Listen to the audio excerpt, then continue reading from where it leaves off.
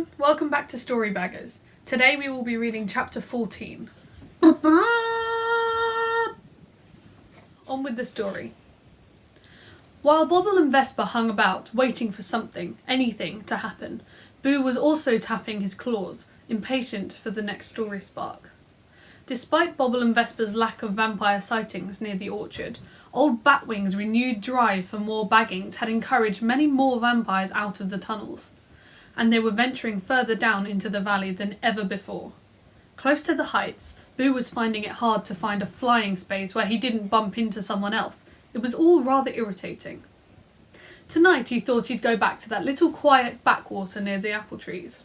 Hardly any of the other vampire bats had bothered with it yet, as it was a longer flight and nothing much seemed to be going on there, but at least it was somewhere where Boo could fly in peace. He extended his claws, ready, and landed neatly on the side of a tree. Boo sniffed the air. It was rich and fruity. Hungry, he started crawling down the trunk, and put his foot smack into the soft middle of Vesper's face. Oi! That's my eye! Watch out! Boo fluttered, shocked and disgusted, off the trunk.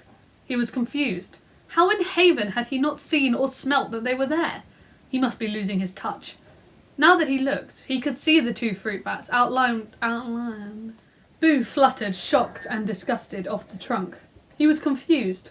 How in Haven had he not seen or smelt that they were there? He must be losing his touch.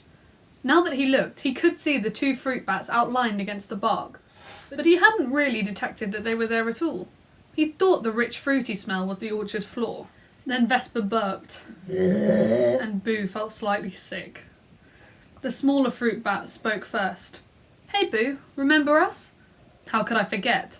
I helped you out and then you went and spoiled my bagging." He could hear the sulky edge in his own voice. "Yes, we did, and sorry, but we're not sorry. We'd do it again, to be honest.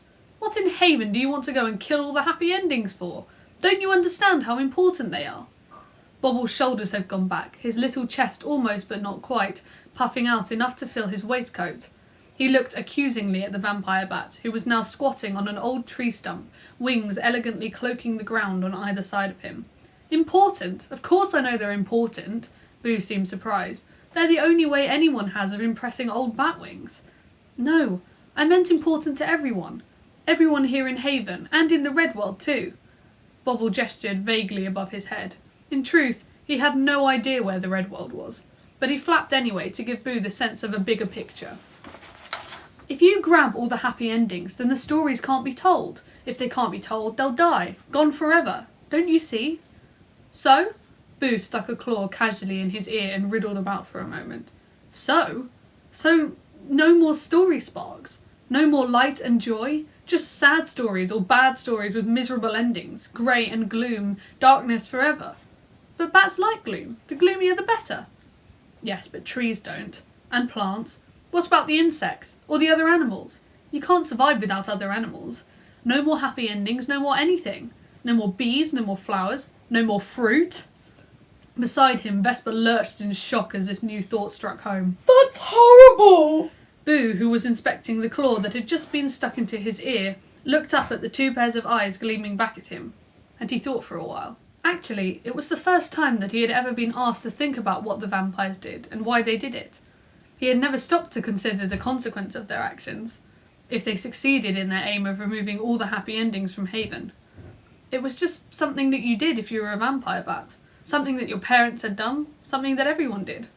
And if everyone did it, then it was okay, wasn't it? If everyone did it, then no one bat was responsible if things went wrong, were they? Boo shifted a bit. His thoughts were making him uncomfortable. He didn't want to think about a bigger picture.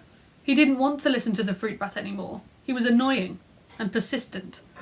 In truth, Boo had been flustered by the unexpected appearance of the two fruit fuzzies. He didn't like being put on the spot, and he didn't want to think. He just wanted to fly. "I haven't got time to chit-chat with you two. I'm hungry." Boo's sharp eyes were drawn irresistibly to Vesper's bulging waistcoat.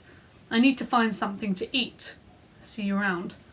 And with a couple of determined flaps, he was off. Vesper, who had been made more than slightly uncomfortable by the frankly ravenous look the vampire had just given him, breathed out. He's never going to change, Bobble. Face it. Once a baddie, always a baddie.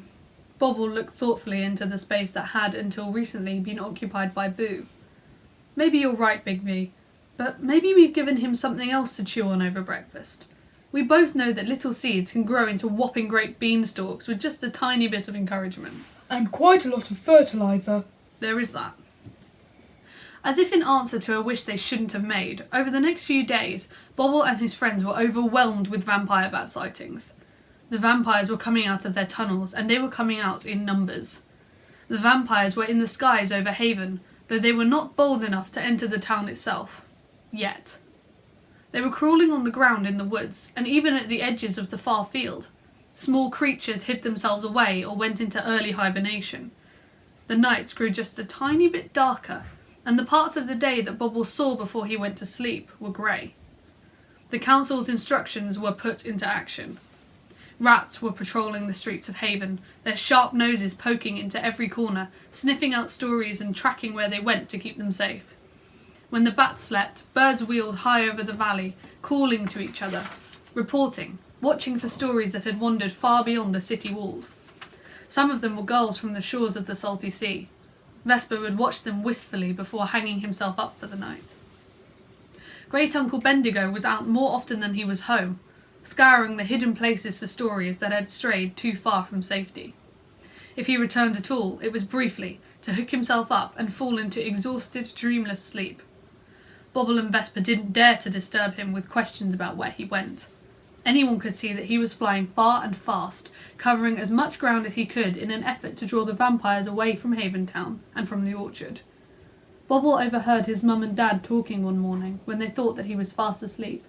"Minty, you have to trust Kimori. He knows what he's doing. Bendy and the others, well, there's enough of them that were around last time old Batwing started this business, and they know what they're up against. It'll be all right, you'll see." Bobble's mum didn't sound so sure. "Yes, but Alfred, remember what happened last time. Bendigo must be so worried that history will repeat itself. He lost dear friends. It was awful. How can he go back to face that old monster? What if he loses his nerve? Honestly, I can't say that I blame him if he left, but there are others that would. They're happy enough to live under his protection, regardless of the personal cost to him. Have you seen the state of him?" "I have. He's tired, Minty, that's all. Bendy's still the bat he always was. Don't you worry." Bobble hung quietly from his branch, wondering what had actually happened last time. He knew that some of the Guardians had lost their lives. Some of them must have been Bendy's friends. He tried to imagine life without Vesper. No, he couldn't. It was too horrible to contemplate. Bobble simply couldn't imagine life without any of the double A's, even Pippin, who was as royal a pain as bats came. Poor Uncle Bendigo. How must it feel to be facing the same enemy as before, but knowing that, this time, some of your friends were not flying by your side? In a rare flash of insight, Bobble wondered if maybe that's why Bendy had stayed away all this time. Maybe he just couldn't face caring too much again. If you cared about something, then you had something to lose. But would he leave them? It had never occurred to Bobble that his hero might do a flit into the day. It was unthinkable. What could simple fruit bats do against the might of old batwings if the masked bat left? It was a long time before Bobble drifted off to sleep, listening to the far-off callings of the birds. In his dreams, they were distant cries for help, cries that were left unanswered because everyone else had flown away. In tomorrow's Storybaggers, Bobble cooks up a plan to throw the vampires off the scent of the stories. Till then, stay safe everyone, stay inside, and good night.